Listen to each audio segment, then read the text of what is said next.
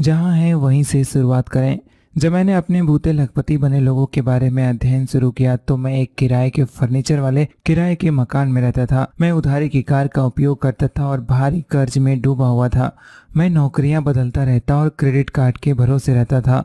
अपने भूते लखपति बने लोगों में जो पहली बात मैंने देखी वह यह थी कि वे हर काम सामान्य व्यक्ति से अलग तरीके से करते थे और मैं सामान्य व्यक्ति की तरह जीते हुए उकता गया था। मैंने तत्काल फैसला किया कि अब तक जो मैं करता था वह नहीं करूंगा, क्योंकि वो कारगर साबित नहीं हो रहा था, और वह करना शुरू करूंगा जो वे लोग कर रहे हैं। उस फैसले के बाद तो मेरी जिंदगी ही बदल गई। पैसे और आर्थिक भविष्य के बारे में सोच को बदलना मेरे लिए आसान नहीं था, लेकिन आखिर यह प्रयास रंग लाने लगे। एक वक्त में एक ही डिग्री कोण बदलने वाली भारी भरकम जहाज की तरह मेरी आदतें बदलने लगी। 5 वर्ष में ही मैं कर्ज मुक्त हो गया और अच्छे पैसे कमाने लगा। उसके अगले 5 सालों में मैं लखपति बन गया।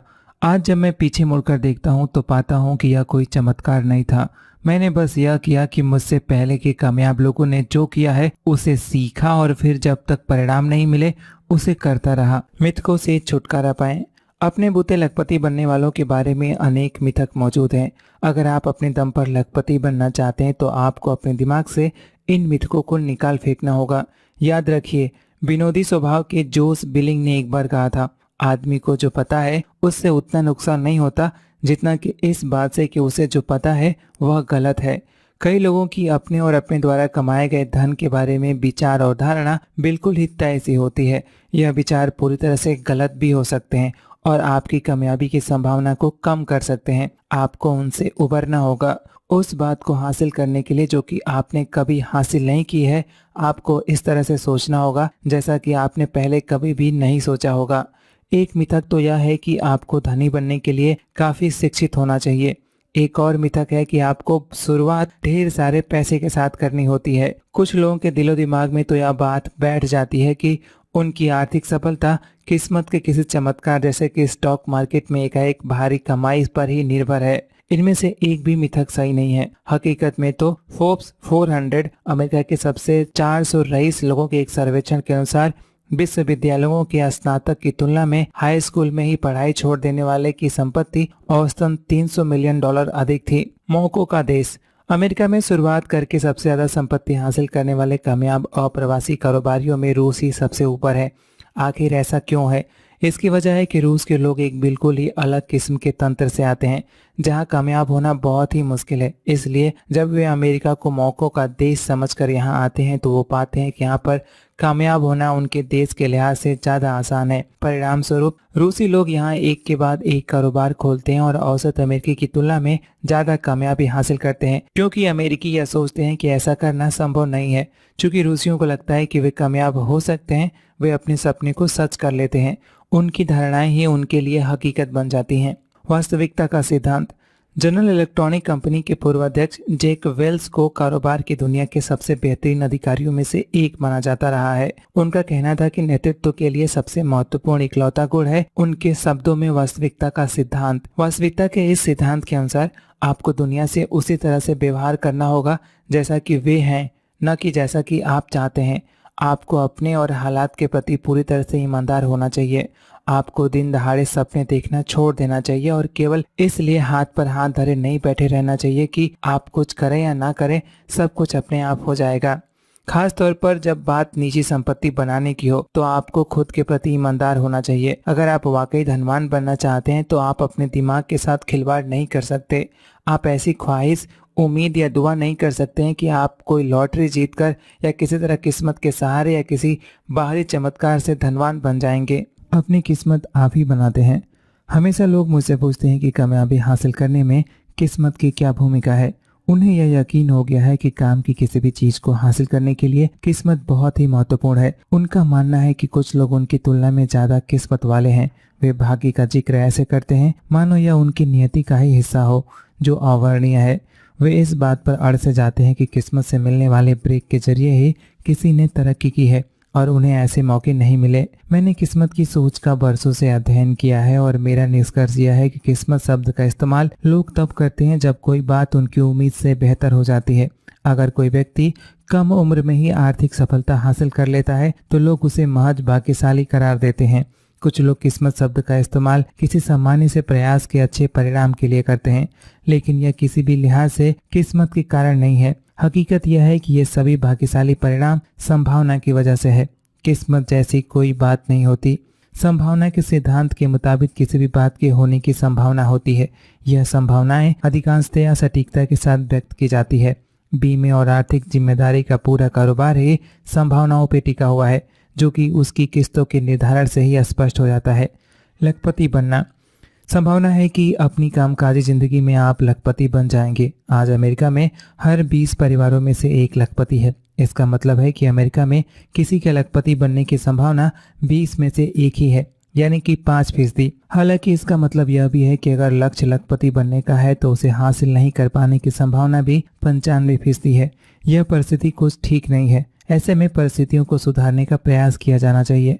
मकसद अपने लक्ष्य को हासिल करने के लिए जरूरी बातों को ज्यादा से ज्यादा करके आर्थिक स्वावलंबन के अपने लक्ष्य को हासिल करने की संभावनाओं को बढ़ाने का होना चाहिए। यह सिद्धांत हर उस बात पर लागू होता है जिसे आप हासिल करना चाहते हैं। अपने लक्ष्य को हासिल करने के लिए आप जितने ज्यादा अलग अलग प्रयास करेंगे, उतनी ही इस बात की संभावना भी बढ़ेगी कि आप सही वक्त पर सही कदम उठाएंगे। अगर आपने अपने लिए स्पष्ट लिखित लक्ष्य, विस्तृत योजना बना रखी है और आप अपनी आय को बढ़ाने के लिए जरूरी कौशल को भी हासिल करते हैं, तो अपने लिए आप एक बेहतर जिंदगी की संभावना को बढ़ा रहे हैं। अगर आप पैसे और निवेश के बारे में जानते हैं तो हर माह अपनी कमाई का 10 से 20% अलग से रखिए। अपने खर्च पर अंकुश लगाइए और अपनी आर्थिक जिंदगी के बारे में लंबे वक्त की योजना बनाइए। अंततः आप लखपति बन जाएंगे। यह किस्मत का खेल नहीं है, यह तो केवल संभावनाओं की बात है। संभावनाएं ही सब कुछ हैं। कल्पना कीजिए कि आप डॉट के एक गैर अनुभवी खिलाड़ी हैं। आपने कुछ नशा भी कर रखा है और आप एक अंधेरे कमरे में एक डार्ट बोर्ड से कुछ दूरी पर खड़े हैं। इन परिस्थितियों में भी अगर आप डॉट बोर्ड की ओर पर्याप्त संख्या में डॉट फेंकें तो कुछ डॉट तो डॉट बोर्ड पर लग ही सकते हैं, और अगर आप डॉट फेंकने का यह सिलसिला जारी रखें तो आखिरकार आपका निशाना बेहतर होने लगेगा। परिणाम स्वरूप संभावना के नियम के चलते आखिरकार आपका एक निशाना तो ठीक डॉट बोर्ड के बीचों बीच बुल्स आई पर लगेगा। यह घटनाक्रम इस बात को साफ कर देता है कि उच्च आकांक्षाओं और संकल्प के साथ शुरुआत करने वाले आखिरकार कामयाब होते हैं। वे बस प्रयास करते रहते हैं और संभावना के नियम के सहारे आखिरकार कामयाब हो जाते हैं। इसमें भाग्य की कोई भूमिका नहीं है। निरंतर सफल असफल प्रयासों से वे अपना भाग्य खुद निर्धारित करते हैं। अब कल्पना कीजिए कि परिस्थितियां भिन्न हैं। कल्पना कीजिए कि आप डॉट के एक मजे हुए खिलाड़ी हैं और आप हर रोज और बेहतर बनने के लिए अभ्यास कर रहे हैं। इसके अलावा आप एकदम तरोताजा हैं। आपका दिमाग पूरी तरह से साफ है, पूरी तरह से तैयार है, कमरे में भरपूर रोशनी है और आप डॉट बोर्ड से सही दूरी पर खड़े हैं। ऐसी परिस्थितियों में, जो कि पूरी तरह से आपके नियंत्रण में है, आपको बिल्कुल सटीक निशाना लगाने में तुलनात्मक तौर पर काफी कम वक्त लगेगा। और हाँ, जब आपका निशाना सटीक बैठेगा तो हर कोई आपको बताएगा कि आप कितने भाग्यशाली हैं, लेकिन आपने खुद अपना भाग्य निर्धारित किया। पूरी जिंदगी में आपको हर वक्त हर क्षेत्र की उन बातों के बारे में सोचते रहना चाहिए जो आप कर सकते हैं, ताकि उनको हासिल करने की आपकी संभावनाओं में इजाफा हो। आपको कोई भी बात केवल भाग्य के भरोसे नहीं छोड़नी चाहिए। आपको किसी भी बात के लिए ख्वाहिश, उम्मीद, भरोसे या भाग्य की दुआ करना बंद कर देना चाहिए। आपको अपने से जुड़ी परिस्थितियों पर नियंत्रण स्थापित करना चाहिए। यह आपकी जिम्मेदारी है। आप जिम्मेदार हैं। आप आर्थिक लिहाज से कामयाबी तभी हासिल करेंगे जब आप यह स्वीकार लेंगे कि आप जो कुछ भी बनना चाहते हैं यह आप पर ही निर्भर है। आप ही इसके लिए जिम्मेदार हैं। आपके लिए यह कोई और नहीं करेगा। आपको यह दोहराना होगा, अगर कुछ होना है तो यह मुझ पर ही निर्भर है।